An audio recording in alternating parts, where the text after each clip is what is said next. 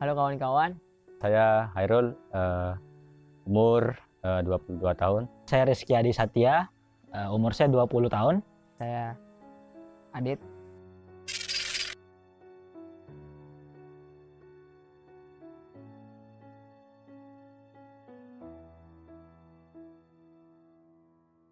Quarter life crisis. Wah, Yang pertama kali terlintas di pikiran saya seperti quarter kan seperempat ya.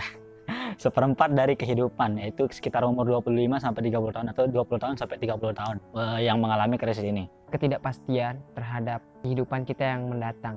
Ketidakpastian itu nanti kita akan rasakan emosi-emosi negatif lah. Posisi di mana kita menghadapi kecemasan di usia antara 20 sampai 35 tahun. Sebuah hal yang ambigu kalau menurut saya nih. Ambigu maksudnya saya nggak tahu yang saya cemasin ini apa. Saya nggak tahu apa yang saya khawatirkan.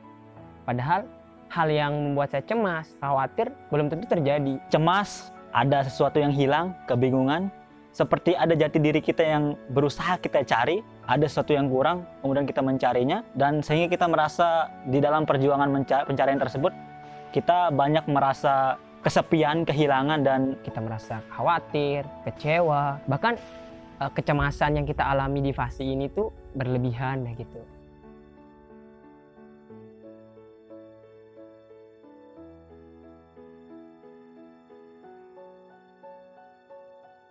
saya pernah merasakan fase-fase krisis ketika saya umur ya sekitar baru lulus SMA begitu. Ketika saya bingung untuk menentukan pilihan hidup saya, seperti ada persimpangan jalan, namun saya bingung memilih ke kiri atau ke kanan karena banyak sekali pertimbangan. Di sana saya merasa saya bingung tuh milih yang mana. Yang di satu sisi keluarga saya bilang A, di satu sisi teman-teman saya mendukung B, di satu sisi saya merasa saya punya pilihan sendiri yang C, kayak gitu. Sering ngerasa kayak sepi terus khawatir, cemas yang berlebihan, terutama kayak membandingkan pencapaian saya dengan pencapaian orang lain, padahal dengan standar kemampuan yang sama. Ingin lebih mencari pilihan mana sih yang kira-kira yang akan saya pilih, kayak gimana ya Bing? Sampai-sampai pernah suatu saat waktu ya baru-baru lulus SMA itu, saya pergi sendiri tuh tanpa ada yang tahu satupun. Saya pergi keluar rumah ke malam-malam, pergi tengah malam sendirian. Buat apa? Cuman buat mikirin di atas motor tuh, saya mau jadi apa ya? Saya mau kemana ya? Itu yang saya pikirin di atas motor. Itu mungkin fase krisis yang pernah saya alami saat itu. Pengalaman pribadi. Pengalaman saya mengenai quarter life crisis ini yaitu ketika saya berada di sekolah, tepatnya pada kelas 3 SMA, di saat saya akan menjalankan hobi saya. Di sana begitu banyak tekanan gitu dari teman sekitar ataupun keluarga gitu tentang hobi yang saya jalanin ini. Yang dimana hobi yang saya jalanin ini yaitu videografi. Begitu banyak hujatan dari teman-teman saya gitu yang sering bilang, kamu mau jadi apa sih buat video, karyamu gitu-gitu aja loh, nggak ada perkembangannya gitu. Kayak ngerasa cemas, masalah saya mau jadi apa sih, tujuan hidup saya ini apa. Makanya kalau dilihat-lihat saya pengen balik nih ke masa saya kecil. Di saat saya ditanya, mau jadi apa, saya mau jadi pilot, saya mau jadi dokter. Saya merasa kayak wah ternyata masa-masa itu bener-bener di sana saya gampang banget ya. Ya mungkin karena masih umur saya masih kecil ya, maksudnya belum sampai ke fase ini, jadi belum tahu. Kalau sekarang ditanya kamu jadi apa, tujuanmu apa, saya bakal jawab nggak ada, karena fase ini tuh kayak susah untuk menentukan tujuan. Secara tidak langsung itu yang membuat saya merasa jatuh sejatuh-jatuhnya. Namun seiring berjalannya waktu, setelah saya memasuki dunia kuliah, di sana saya mulai skill saya. Dari sana saya mulai mengembangkan skill saya sampai saat ini. Saya sering kayak diskusi kan sama teman-teman saya, berbagi cerita lah. Padahal di mereka juga ada suatu hal dari saya yang mereka inginkan gitu. Tapi saya nggak lebih fokus ke sana. Itu tempat saya ngerasa kayak saya berada di satu periode yang benar-benar nyiksa diri gitu loh. Padahal kita tahu nih, semua orang kan punya porsinya masing-masing, dan hidup itu kan dinamis. Dan gini, tentang hal-hal seperti itu kan kayak katanya, saya ingat nih kata filsuf, salah satu filsuf namanya Epictetus. Jadi Epictetus ini pernah bilang, di dalam diri kita itu ada sesuatu hal yang bisa kita kendalikan, dan ada hal juga yang di luar dari kendali kita. Nah, tapi terkadang saya terlalu memporsir pikiran saya untuk sesuatu yang di luar kendali saya gitu.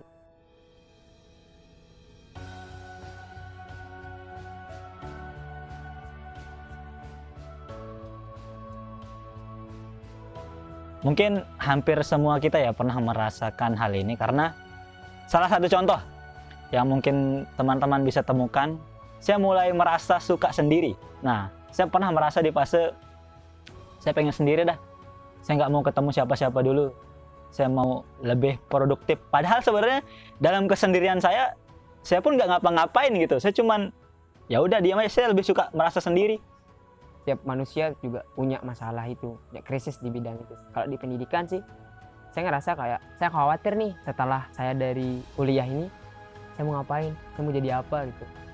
Walaupun memang jurusan yang saya ambil ini kan pilihan sendiri, tapi karena saya kejebak pikiran-pikiran negatif, tanda kutip negatif kayak gitu, jadi saya ngerasa kayak ada kebingungan, ada kecemasan, apa sih yang bakal saya lakuin setelah saya lulus. Karena nggak mudah loh, dari transisi kita jadi mahasiswa menuju dunia kerja itu pasti penuh hal yang nggak pasti. Balik lagi, kalau saya sih mandangnya nggak pasti. Ya, begitu banyak. Mungkin kalau di lingkungan sosial, teman-teman itu sering bilang saya tuh kayak, kamu itu cuek gitu, orangnya cuek. Tapi di satu sisi, kalau orang yang udah kenal saya itu, dia tuh bakal tahu saya itu kayak gimana gitu.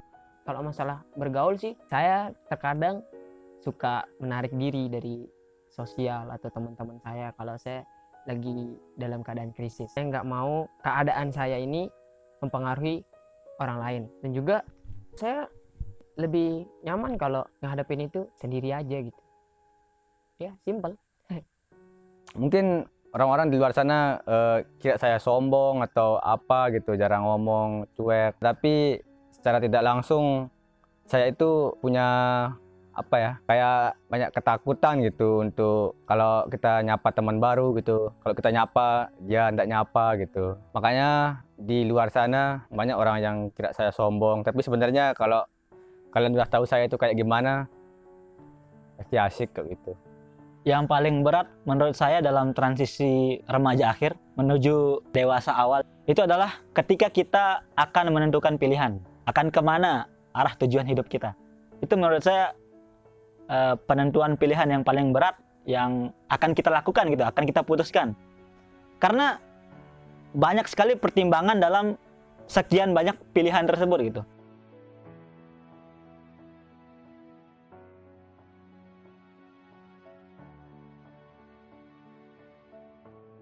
Yang saya butuhkan cuman teman ngobrol, teman curhat gitu. Ya walaupun sekedar ya ngomong-ngomong biasa, tapi setidaknya saya bisa mengeluarkan isi hati saya, apa yang saya rasakan, dan tidak saya itu tipe orangnya tidak suka memendam-mendam masalah. Saya itu selalu cerita gitu.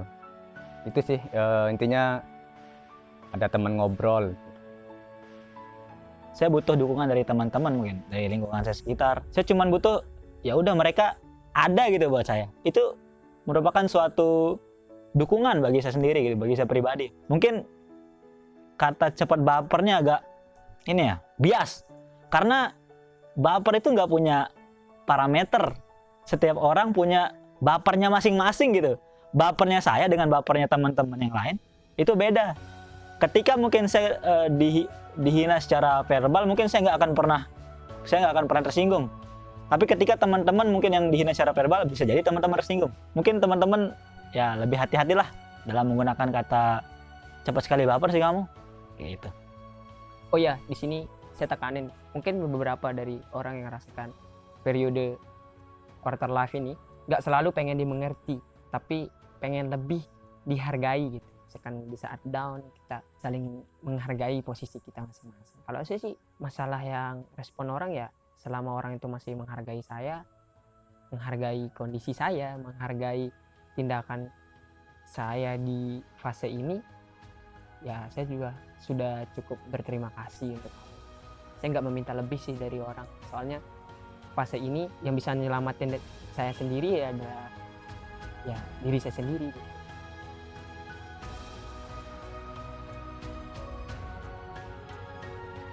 Yang pertama, cara yang paling ampuh atau paling sering saya lakukan itu, yang pertama itu saya sering baca buku cari tentang ya pergaulan atau tentang relationship. Juga sering punya kegiatan di organisasi seperti ya main futsal gitu. Ya seperti kumpul-kumpul teman-teman gitu biar kita dapat ada relasi teman kita ngobrol gitu.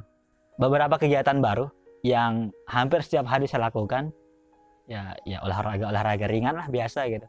Di sana saya punya bukan circle baru, ya sih circle baru, tapi nggak terlalu dekat, cukup sebagai partner aja di tempat olahraga gitu. Mereka nggak kenal saya, itulah kenapa begini. Ketika saya kumpul bersama teman-teman saya yang sudah lama mengenal saya, mereka pasti akan merasa gitu, ada sesuatu yang terjadi sama saya. Makanya kenapa saya ikut kegiatan baru, saya punya circle baru yang mereka nggak kenal saya sebelumnya, sehingga ketika saya dalam keadaan sedih, keadaan cemas, khawatir, apalah, ketika saya datang ke circle itu, mereka nggak bakal nanya karena mereka nggak tahu ketika saya senang kayak gimana, ketika saya sedih kayak gimana gitu. Ya, cara saya menanggapi itu ya saya mencari kegiatan baru yang positif.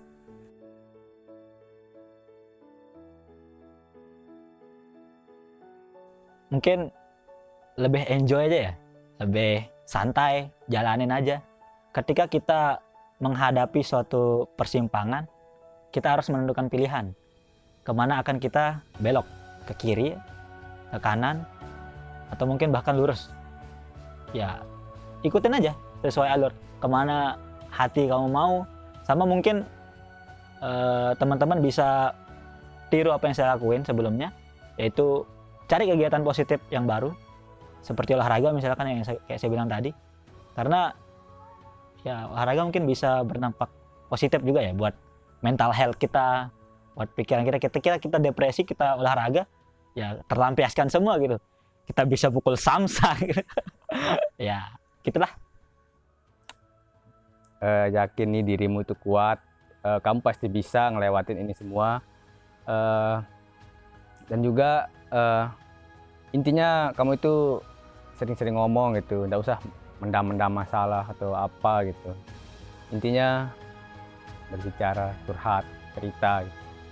Buat teman-teman yang merasakan atau yang sedang berada di fase quarter life crisis ini, nikmatin prosesnya, nikmatin keadaan kalian sekarang. Itu adalah sebuah proses di mana kalian bisa menjadi lebih kuat. Jangan takut untuk terlihat tidak baik-baik saja. Jangan takut untuk terlihat lemah. Lemah bukan berarti kita menyerah. Maka mari ciptakan kebahagiaan itu sendiri menurut versi kita masing-masing.